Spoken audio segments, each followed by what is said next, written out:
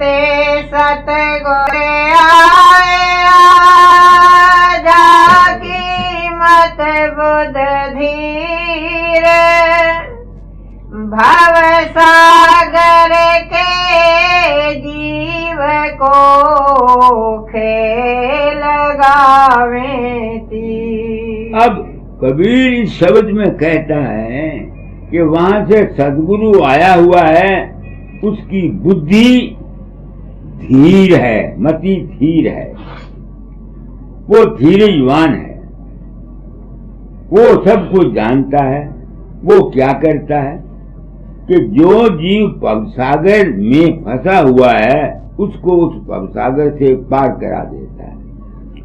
मैं अपने आप से पूछता हूँ कि तू इस बुढ़ापे में अपने आप को संत सदगुरु कहता है, लिखता है, बता तू कैसे जीव को भवसागर से पार कर सकता है, या कोई और संत कैसे कर सकता है? औरों का तो मुझे पता नहीं, मैं कैसे पार कर सकता हूँ भवसागर से? पहला सवाल तो ये है, भवसागर क्या है? भवसागर हमारे शारीरिक, मानसिक और आत्मिक जिंदगी है। सत्य, चित्त और आनंद की जिंदगी का नाम भवसागर है। जिस्मानी, मानसिक और आत्मा के एहसासात में भवसागर है। इन एहसासातों में हम सुख भी उठाते हैं, दुख भी उठाते हैं, चिंता भी होती है, हंसना भी होता है, रोना भी होता है। ये है भवसागर।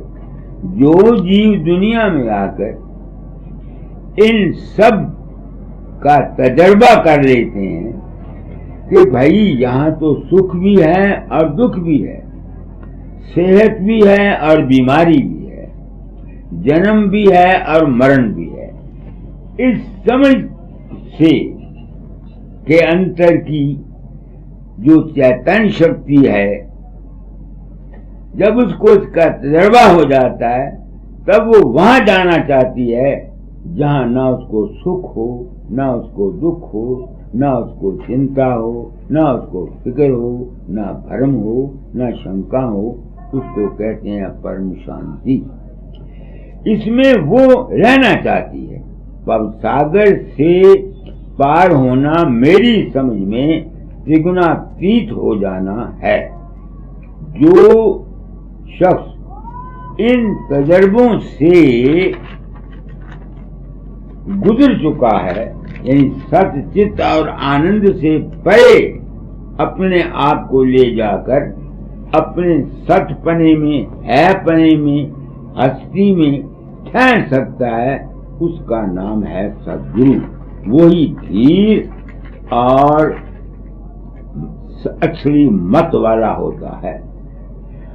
अब मैं अपनी आत्मा से पूछता हूँ, गुरु तो बन गया फकीर जन, लाखों हजारों तुझको गुरु मानकर पूछते हैं, बता इन सब को कैसे पार कर सकता है? मेरे पास कोई भव के तरने के लिए नहीं आता, सब सुख आनंद लेने के लिए आते हैं। इस हम स्वास्थ्य, आनंद, धन, दौलत चाहते हैं। ऐसे जीव भवसागर से पार नहीं जा सकेंगे। पार तो वो जाएगा विषयों से जो होए उदासा, परमारथ की जामन आशा, तन संतान प्रीत नहीं जाके, खोजत फिरे साधु जाके। राधा स्वामी मत वाले, सनातन आदमी कोई तरना नहीं चाहता। तजर्बा से बताता हूँ, हम हमेशा स्वस्थ नहीं रह सकते, कभी बीमार होते हैं। ये मन एक रस नहीं रह सकता, हर समय आनंद मस्ती भी नहीं रहेगी। बड़े बड़े ऋषि, योगी, महात्मा क्या दुनिया में रहे? उनके जीवन में क्या क्या कष्ट उनको नहीं आए? संत तुलसीदास, रामकृष्ण परमहंस क्या हालात को पढ़ो, देखो। मेरी समझ में जो आया है वो बता सकता हूँ। वो मैं भवसागर में रहता हूँ, मगर निकलने का रास्ता मुझे मिल गया है। कबीर साहब कहते हैं अब हम चले, अब हम चले, जरा बंद कर। कहते हैं अब हम चले अमरापुरी, तारे टूरे टाट, आवन होए सो आइए, सूले ओ परबार। ये है रास्ता। जब तक कोई सूली पर नहीं चढ़ेगा, भवसागर से पार नहीं होगा। अब फांसी या सूली जब दी जाती है तो गले में रस्सी डाल दी जाती है, उसका कोई सहारा नहीं होता। जिस पर वो खड़ा होता है उस फट्टे को खींच दिया जाता है। सूली पर चढ़ने का मतलब है कि उसके तमाम सहारे टूट जाएं, बेसहारा हो जाए। फट्टा खींचकर सूली वाले को लटका दिया जाता है। फांसी वाले की तरह तमाम सहारे को छोड़े बगैर कोई वहां नहीं जा सकता जहां से कि वो आया है। कोई आदमी राम का सहारा पकड़ता है, सरगुण स्वरूप का। दूसरा कोई हनुमान का लेता है, तीसरा किसी गुरु का लेता है, चौथा किसी ख्याल का सहारा लेता है, या सरगुण का या निर्गुण का। ऐसे सहारे लेकर मरने वाला जन्म मरण के चक्कर से हमेशा के लिए बच नहीं सकता। इसलिए संतों ने लिखा है कि तो ये पार नहीं जा सकते। भगत, उपासक, ज्ञानी, ध्यानी, इन सब चक्कर खाया। क्या मेरी बात को आप समझने के योग्य हैं? मैं क्यों कहता हूं फिर? इसलिए कि अगर कहीं टंडन साहब की रूह कहीं यहां हो तो वो सुन ले। मैं खुद अज्ञानी मूर्ख था, मेरे सहारे कैसे टूटे हैं? ये टूटे आप लोगों की दया से। कल हजारी सिंह और रंजीत सिंह का हाल तुमको सुनाया था। मैं तो वहां गया नहीं था, ना मैं हजारी सिंह की मदद करने के लिए पहुंचा और ना रंजीत सिंह के मैंने बीए के फॉर्म भर के उसकी शक्ल बनाकर भेज दिए। जो अपने घर जाता है वो अगर गुरु स्वरूप को भी नहीं छोड़ेगा तो वो जन्म मरण से पार नहीं जा सकेगा। इस वास्ते राधा स्वामी मत में सतगुरु को शब्द स्वरूप माना है और उसके चरण प्रकाश माने। मैं राधा स्वामी मत व कबीर मत का सच्चा की तालीम का सच्चा अलमबरदार हूं। दुनिया ने रात को नहीं समझा है, लोगों में मेरा रूप प्रकट होता है, उनके काम कर जाता है। अमेरिका, अफ्रीका, आंध्र प्रदेश, बिलारी में यहाँ ऐसे कई वाक़े हुए, मैं तो होता नहीं।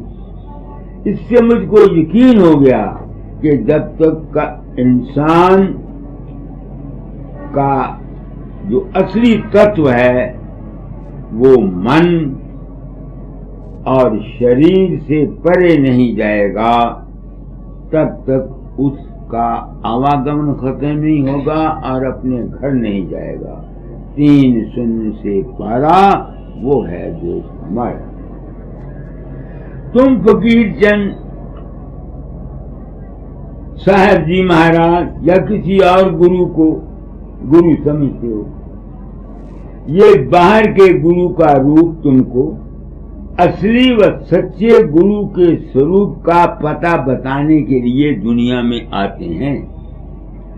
इसलिए ए टंडन साहब की आत्मा, अगर तू कहीं यहाँ है, मुझे पता नहीं तू कहाँ गया है, तेरी इच्छा थी कि मानवता मंदिर बन जाए इस बिलारी में, तो तू इस वासना से कि कहीं चक्कर में न लगाता हो, इसलिए तुमको पाई समझ के कहता हूं कि अपने घर चला जा। तो सब आस की अब आशाओं को छोड़ो। मंदिर बने, दुनिया का उद्धार हो या न हो, इस आशय वाला भी जो दुनिया का उद्धार चाहता है और संसार का उपकार चाहता है, दुनिया में आवागमन से बच नहीं सकता। उसको भी दोबारा फिर जन्म लेना पड़ेगा। ऐ वकील साहब, आप रोज सुबह शाम ये शब्द पढ़ते हैं, बंधनम सत्य ज्ञान दाता, बंधनम सत्य ज्ञानमय, बंधनम निर्वाण दाता, बंधनम निर्वाणमय। मैंने अपने आप को संत सदगुरु कहा है, इसलिए अपनी ड्यूटी पूरी करके सच्चा ज्ञान दिया जाता हूँ कि तुम निर्वाण को कैसे हासिल कर सकते हो। मैं कहता हूँ कि जिस आस को लेकर कोई मरेगा, उसका उस आस की पूर्ति के लिए दोबारा जन्म लेना जरूरी है। साइंस के हिसाब से भी तुम इस असूल को समझो। ये मेरे हाथ में फूल है, मैंने इसको ऊपर फेंका, ये नीचे आ गया। क्यों आया? इसमें ग्रेविटी ऑफ अर्थ ने इसको खींचा, कशिशे इत्तिसाल ने खींचा। इसमें क्योंकि वजन है इसलिए ये नीचे आया।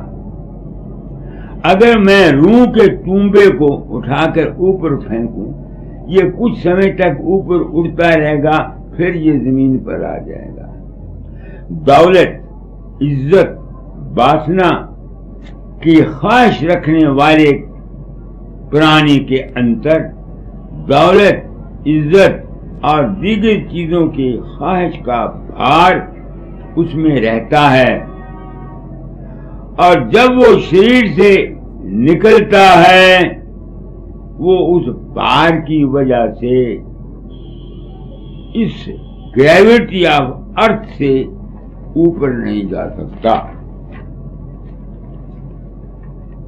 नेकी, प्रेम, भक्ति, निष्काम सेवा अगर होगी और अगर बेटा बेटी का ख्याल न हो, तो मरने पर जो थोड़ा बहुत उसके अंदर भार है, वो अगर तो ये चीजें हैं तो भार उसको नीचे ले जाएगा, अगर नहीं है तो वो प्रकाशमय होके ब्रह्म में चले जाएगा।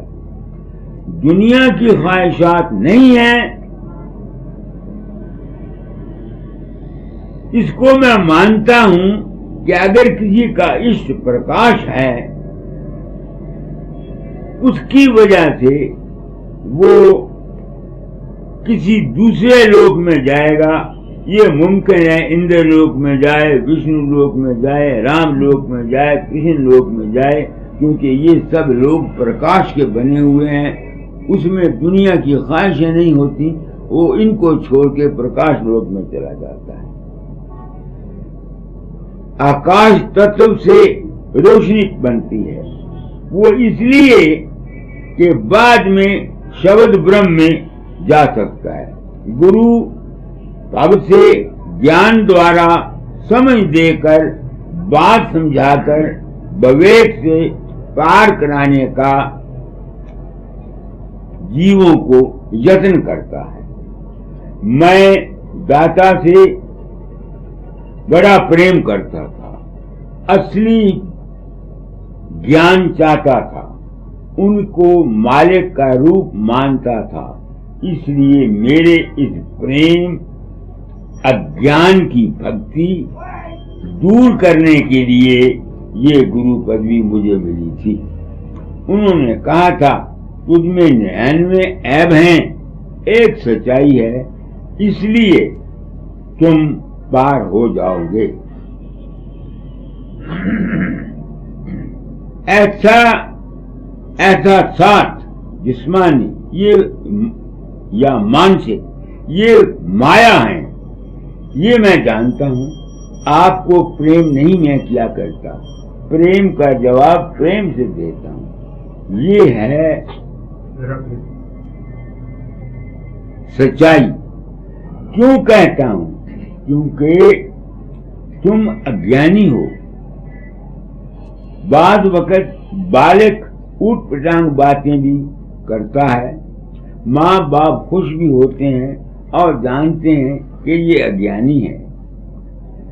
अगर टंडन साहब की आत्मा यहाँ कहीं हो तो सुन ले कि इस वासना से कि मंदिर बन जाए, ये तेरे सिर पर भार रहेगा। हाँ, वो जायदाद से अपना ताल्लुक संबंध तोड़ गया था और उसने अपनी जायदाद अपनी लड़कियों के नाम लिख दी थी। टंडन, तेरी इच्छा पूरी हो गई, मंदिर बन गया। मेरा जब तक शरीर है, मैं मंदिर की मदद थोड़ी बहुत जो हो सकी करता रहूंगा, ताकि तेरी आत्मा को शांति मिले। सूली ऊपर सोले ऊपर घर करे, विष का करे ताको काले कहा करे, 8 पहर होशियार। अपनी सूरत को मन, आत्मा और शरीर से ऊपर उठाकर आपे में ठहराओ। ये बात मुझको समझ में नहीं आती थी। अकेले न होगे तब तक सूली पर कैसे चलोगे? जो सूली पर चढ़ता है वही फकीर बनता है। जितने रूप नजर आते हैं अभ्यास में या सपने में, ये हैं नहीं मगर फांसते हैं। ये ज्ञान मुझे आप लोगों से हुआ, इसलिए मैं आपको सच्चा सद्गुरु मानकर आप सत्संगियों को नमस्कार करता हूँ। मैं सत्य कहता हूँ, ना मैं अजीत सिंह के अंतर गया, न हजारी सिंह के अंतर में गया। मैं दाता के हुक्म बजाते हुए उनका दिया हुआ काम करते हुए सदगुरु को प्राप्त हुआ हूँ। राधा स्वामी मत वाले और सनातनियों, तुमको कहूंगा कि तुम्हारे गुरुओं ने तुमको धोखे में रखकर तुमसे अपनी गलत पूजा करवाई है, नाक रगड़वाई है। स्वामी जी ने कहा, पूजा में आपको न पूजें गुरु को। तो गुरु है तुम्हारा अपना ही स्वरूप, जो तुम हो अंतर में, तो वही गुरु का रूप तुम्हारे अंतर है। गुरु कबीर साहब कहते हैं, गुरु माथे से उतरे शब्द बिहुन्ना हो, ताको काल घसीटी है रोक न सके को। काल वक़्त को कहते हैं, वक़्त में तब्दीली होती रहती है। गुरु मूर्त का जो सामने रखता है और गुरु स्वरूप का सहारा लेता है और शब्द को सुनता है, उस वक्त उसकी तब्दीली के असर से जो संसार में होती है उसको वो नहीं, उसका असर नहीं होता। साथ ही फिर कबीर साहब कहते हैं असली मंजिल गुरु माथे से उतरा, सिर से टली बला, जैसा था वैसा भया, कहे कबीर समझा। ऐ टंडन की आत्मा, तू दाता जाय का प्रेमी था, कबीर की बानी को मानता था, राधा स्वामी मत का हामी था, तुझे कबीर की बानी मैंने सुनाई दी, दाता की भी सुन लो। घट में दर्शन पाओगे, संदेह इसमें कुछ नहीं। घट में दर्शन पाओगे, संदेह कुछ इसमें नहीं। मैं तो घट में हूँ तुम्हारे, ढूंढ लो मुझको वहीं। क्या कहा है दाता ने? टंडन, दाता ने तेरी राज जिंदगी में तुमको शायद ये बानी तुमको ना सुनाई हो, मैं सुनाता हूं।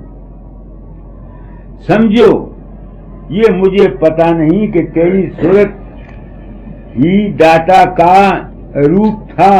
ऐ टंडन, तेरी आज क्रिया कर रहा हूं। तू दाता का प्रेमी था, वह गुरु के रूप को क्या बताते हैं? तू जिसकी स्टैच्यू यहां लगाना चाहता है वो तो तेरा भ्रम है, वो तो तेरा अपना स्वरूप था। मैं खुद भ्रम में था, मैंने भी उनका स्टैच्यू बनाया है, मेरा अज्ञान था। अब फिर शब्द को सुनो। घट में दर्शन पाओगे, संदेह कुछ इसमें नहीं। मैं तो घट में हूँ तुम्हारे, ढूंढ लो मुझको वहीं। शब्द सुनते हो मेरा, अंतर में चित को साध कर, सूरत मेरा रूप है, इसको समझ लेना यहीं। सूक्ष्म हूँ या स्थूल हूँ, कारण हूँ कारण से परे। देख दृष्टि को जमा कर, अपने अंतर में कहीं। ये शब्द दाता दयाल का है। ऐ टंडन की आत्मा, अगर तू यहाँ है तो सुन, तेरे गुरु क्या कह रहे हैं। मैं भी समझाने में कसर नहीं रख रहा हूँ। तेरी सूरत अपने ही सच्चा सदगुरु का रूप है, अपने आप में ठहरने का नाम है सूली पर चढ़ना। मेरी बात को सोचो, मैं 5वें पद में बोल रहा हूँ। ये सत्संग टंडन को करा रहा हूँ, आम लोगों को नहीं। ये उसकी क्रियाकर्म कर रहा हूँ। अब और क्रियाकर्म करने की इसकी कोई जरूरत नहीं। तुमने जो क्रिया की उससे इतना फायदा नहीं हो सकता। जीव आजाद नहीं किया जा सकता। चाह जब दर्शन की होगी, चाह जब दर्शन की होगी, देख लोगे आप तुम, जागते में सोते में संध्या में मैं हूँ सब कहीं। हर जगह में तुम्हारी ही सुरत है, जागते में भी तुम्हारी सुरत है, सुपने में भी सुरत है, संतर कमर में भी सुरत है, त्रिकुटी में सुरत है, सुन में भी सुरत है, महासुन में भी सुरत है। तुम अफजल हो। मैं देखता रहता हूँ, पहले तो पता नहीं था। सरसों हेड़ी, हैदराबाद, बिलारी वालों में आपकी वजह से, आपके विश्वास से, आपके प्रेम से आप मेरा रूप बनाते हैं।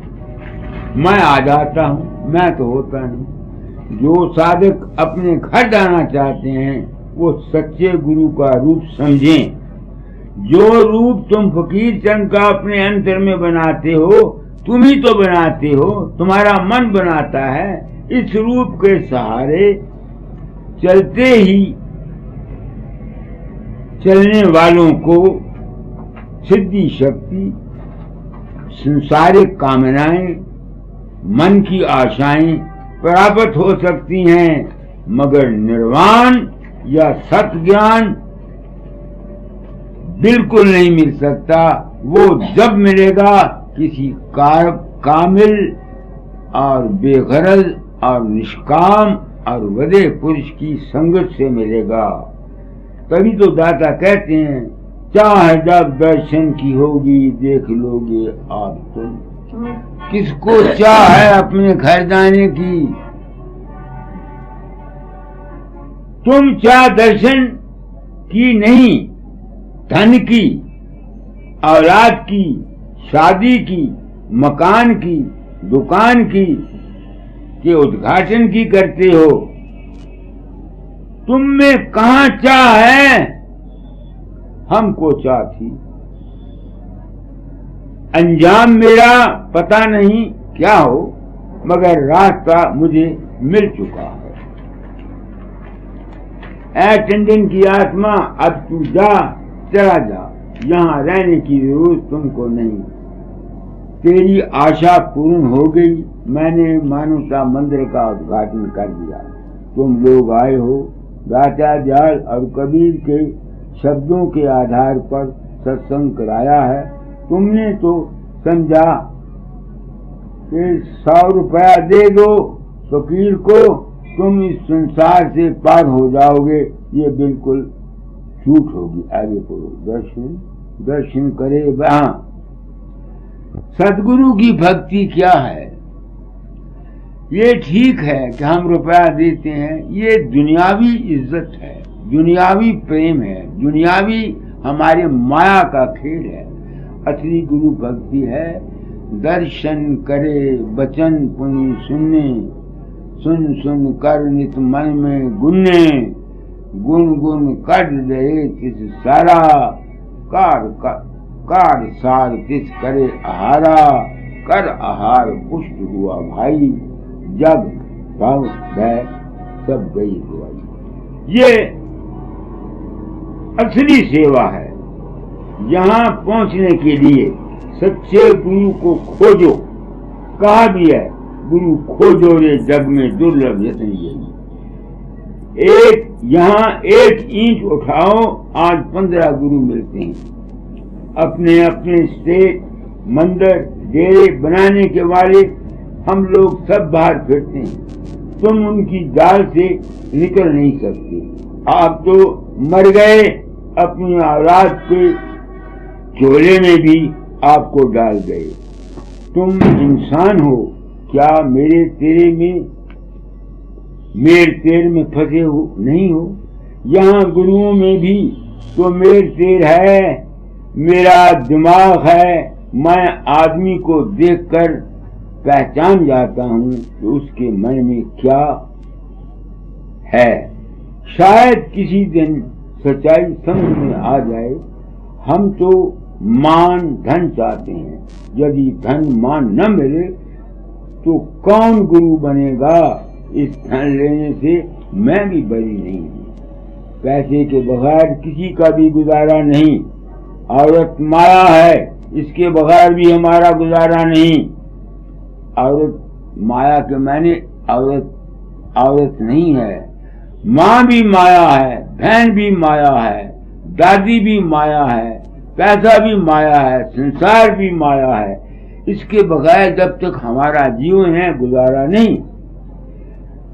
बात इतनी है कि इंसान इसके रूप को समझे और अंतर से नहीं संसार में व्यवहार करे और इसमें फंसे नहीं। न जीवन इसी का नाम जो इस तरीके से रहता है जीवन मुक्त अवस्था है। नंदू भाई को दाता दाल ने लिखा था, नंदू माया की निंदा नहीं करना। माया की निंदा, हम घर बार क्यों छोड़ें, हमारा गुजारा नहीं। दुनिया में रहो, दुनिया में होके रहो, सब कुछ करो, मगर हाथ कारवल दिल यारवल। सबसे प्रेम करो मगर सबके रूप को समझ लो। जैसे टंडन था उससे प्रेम किया, सेवा भी की, मर गया, उसकी स्त्री को कह रहा हूं तो अब रोती क्यों है? ये रोना तुमको फंसाएगा। साहब जी महाराज गए, दाता जाल गए, सबको एक दिन जाना है। सत्संग से बात को समझो, अपने आप को अपने रूप में ठहराने की जो यहाँ कोशिश करता रहता है उसको एक न एक दिन ये गति प्राप्त जरूर हो जाती है। माया देश में उसकी मौज है, जब तक है रहो, खेलो इसमें, मगर इसमें फंसो नहीं। ऐ माता टंडन की स्त्री को कह रहा हूं, संबंधी सब मरने वाले हैं, जो याद करते हैं तुम्हारा रोना, उसको याद करना उस गई हुई रूह को खींचता है। मैं आया हूं, जानता हूं कि मुझे होशियारपुर चले जाना है। इसी तरह दुनिया में हम आए हैं, कोई 10-20 साल जिया, कोई 25 साल जिया, आखिर सब ने यहाँ शुभ बात को समझो। उठते कोई न आया, गाते सुन जाए, इतने सब कोई जात है, भाई लगाए लगाए। कबीर का क्या मतलब है मैं नहीं जानता, मैंने तो अपना रास्ता बता दिया। दाता का रास्ता क्या था मुझे पता नहीं। कबीर ने, स्वामी जी ने, योगी, ज्ञानी, ध्यानी, मुसलमान, व्यास, प्राचीन, जैन, बुद्ध को भी काल, वेदांत तक को भी काल और माया में बतलाया। असलियत का राज का पता सिर्फ इस ख्याल से कि मैं नहीं किसी के अंदर जाता, मेरा रूप लोगों के काम करता है। मैंने आप लोगों से ये ज्ञान प्राप्त किया है, ये सब ख्याल का खेल है। इसलिए मैं आप सत्संगियों को इस उम्र में अपना सच्चा सद्गुरु मानता हूँ। सत्संग कराना मेरा अपना कर्म भोग है। आप चाहे मुझे मेरी सुने या ना सुने, मेरा साहस पढ़े चाहे ना पढ़े, मंदिर को 2 पैसे देना चाहे तो दो, ना देना चाहे तो मत दो, आपकी मर्जी। मैं आपको बुलाने नहीं दिया। तो आज ये शब्द था, शुरू से पढ़ो। अब हम चले अमरपुरी। अब हम चले अमरापुरी, तारे टूरे टाट। जहाँ जहाँ सुर्ख अंतर लगती थी, दौलत, पुत्र, मजहब, गुरु के साथ सब सहारे छोड़ देना ही तारे टोरे टाट है। टाट कहते हैं जो ये जमीन बिछाई होती है, इस टाट पर हम सहारा देते हैं। तो जितने सहारे हैं ये सब जब तक टूटेंगे नहीं और अपना रूप जो निज स्वरूप है वो याद नहीं आएगा, तो सूली के ऊपर पार नहीं जा सकता। मेरा रूप है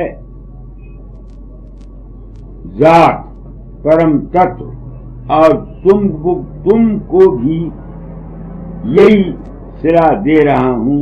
स्वामी जी भी यही कहते हैं, तुम तो दुनिया की दौलत, बेटे पुत्र धियों में फंसे हुए हो, लड्डू बांधते हो, कभी रोते हो, ये सब तुम्हारा अज्ञान है। यार हर वक्त बुलाता रहता है, यार बुलावे भाव से, यार बुलावे भाव से, मोह पे गया ना जाए। धन मैली पियो जला, लाग सके ना पा।